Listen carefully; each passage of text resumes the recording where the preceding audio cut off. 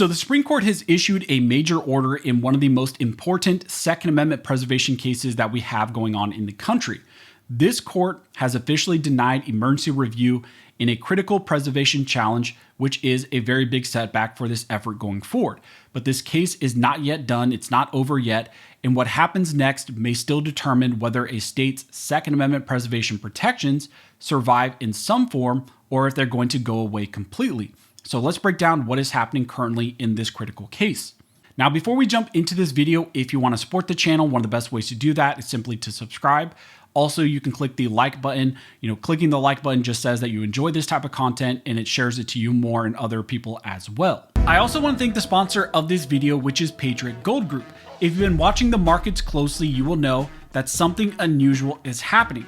Silver has surged to over 158% in 2025, and this move isn't over yet. It looks like the opening chapter is just happening right now. This is not the finale at all. Gold is up 60%, silver is up 150%, and that kind of move doesn't just happen by accident. Now, as a member of the Second Amendment community, this concept already makes sense to you. You believe in self-reliance, in not outsourcing your safety, and in being prepared before you're forced to actually react. Your finances deserve the same type of mindset that your self-defense also gets. That's why I work with Patriot Gold Group. They help Americans protect their savings with physical gold and silver, and these metals you can have delivered to you or held in a no-fee-for-life IRA.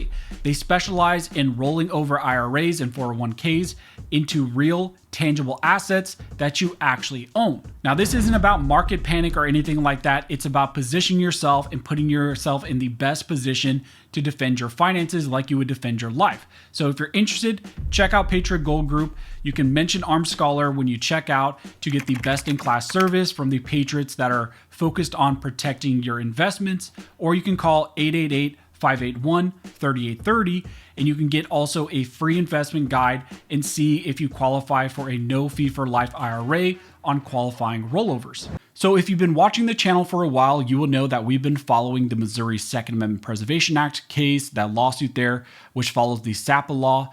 And we've been, looking at the multiple attempts to get the Supreme Court to step in on an emergency basis to grant emergency intervention and uphold this law in the state of Missouri. Now, this law was passed back in 2021, and it was Missouri's attempt to draw a constitutional line in the sand. The law says that Missouri's officers, agents, and resources can't be used to help enforce federal gun laws that the state believes violates the Second Amendment. It also created this civil remedy where residents of the state of Missouri could sue Missouri officials if that official assisted in enforcing unconstitutional federal gun laws.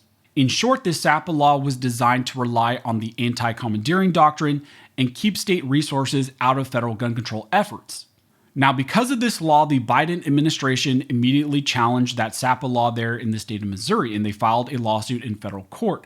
Now, a district court on review struck down the law entirely, and Missouri then appealed up to the 8th Circuit and requested an emergency stay, but that was denied by the 8th Circuit. Missouri then, for the first time, sought emergency Supreme Court intervention. They went to the Supreme Court for the first time, but on review, the Supreme Court denied that stay with an 8-1 vote. Only Justice Thomas was in favor of voting, in favor of Missouri in keeping in place the SAPA law while this case moved forward.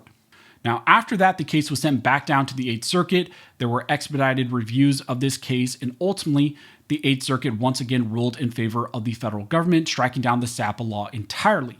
After that, once again, Missouri filed for Supreme Court emergency review. They filed a cert petition and went to the Supreme Court for the second time, and they were asking for the Supreme Court to step in on an emergency basis. And it's here where things kind of started to go wrong. The Supreme Court has officially denied review of the Missouri SAPA challenge, and that denial is now final. The court declined to step in and resolve whether states can pass laws like SAPA laws to protect the Second Amendment rights using things like the anti-commandeering doctrine. And that's a major disappointment, but that's ultimately what the Supreme Court decided to do in this case. Now, here's where things really kind of got interesting with this challenge. By the time this case reached the Supreme Court for the second time, the Trump administration had taken over. And while the Trump DOJ continued to argue that parts of the SAPA law are invalid, they made a critical concession and kind of pivot in this case. They told the Supreme Court that even if review was denied in this case, and once the case reached the lower court, the federal government here, the Trump DOJ, would agree to narrow the scope of the injunction that was issued in favor of the Biden administration. Specifically, the Trump DOJ admitted that the lower court's ruling may have gone too far and improperly blocked applications of the SAPA law that merely involved non-enforcement, which is protected under the anti-commandeering doctrine. So they conceded part of this case. The DOJ told the Supreme Court that they would release some of the judgment that they got down below that the Biden administration won, and they would allow this to, in some parts, to move forward and maybe some applications of the SAPA law to be enforced. However, while this case was still pending in front of the Supreme Court, Missouri warned the Supreme Court about this exact scenario.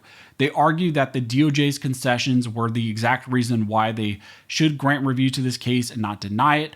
They also expressed concerns that once review was denied by the Supreme Court, well, the federal government might not actually follow through on any of those promises. Unfortunately, the Supreme Court took the DOJ's word and they denied review to this case. And here's really where things developed and where we have some current concerns, and it's concerns that were raised to the Supreme Court. Months have now passed, and the Trump DOJ has not moved to lift or narrow the total injunction against the SAPA law. That raises some serious concerns about whether those promises will actually be honored or if they were just statements made to the Supreme Court to get the Supreme Court to deny review to this case. So where does this currently leave us? Well, the Supreme Court has once again declined to step in on a major Second Amendment case. Missouri SAPA law remains blocked, at least for now, but the federal government has publicly conceded that parts of the lower court ruling may be unlawful and overly broad, and that they should be released from that total injunction. That means there is still a path forward if the DOJ follows through on that promise and allows the lower court to narrow that injunction.